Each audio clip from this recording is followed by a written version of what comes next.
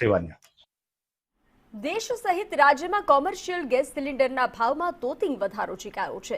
પહેલા યુદ્ધની પરિસ્થિતિ વચ્ચે દેશમાં ગેસ સિલિન્ડરની અછત અને તે બાદ સીધો કોમર્શિયલ ગેસ સિલિન્ડરના ભાવમાં કરાયેલો તોતિંગ વધારાને લઈ રેસ્ટોરન્ટ હોટેલ સંચાલકોની હાલત કફોડી બની છે।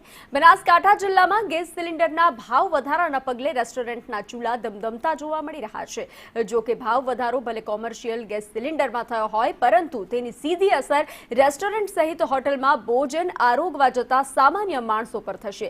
ગેસ સિલિન્ડરમાં થયેલા ભાવ વધારાના કારણે બનાસકાંઠા સહિતના વિસ્તારોમાં ગુજરાતી થાળી મોંઘી થાય તેવી રેસ્ટોરન્ટ સંચાલકો માન્યતા રાખી રહ્યા છે। ત્યારે શું કહી રહ્યા છે રેસ્ટોરન્ટ સંચાલક સંદેશ ન્યૂઝ સાથેની વાતચીતમાં જણાવીએ। ચૂલા સળગાવવા પડશે કે હવે તો જેમ કે એટલા બાટલાનો ભાવ આપીએ તો આપણને કોઈ હોટલની કોઈ ઇન્કમમાં કોઈ પ્રોફિટ તો થવાનું જ નહીં। જો બાટલા આપણે આટલા 3-4 દિવસમાં બાટલો ખતમ થઈ જાય તો હવે તો કોઈ પ્રોફિટ તો થવાનું જ નહીં। ચૂલાથી કરીએ ચાલુ તો ચૂલામાં બી એટલું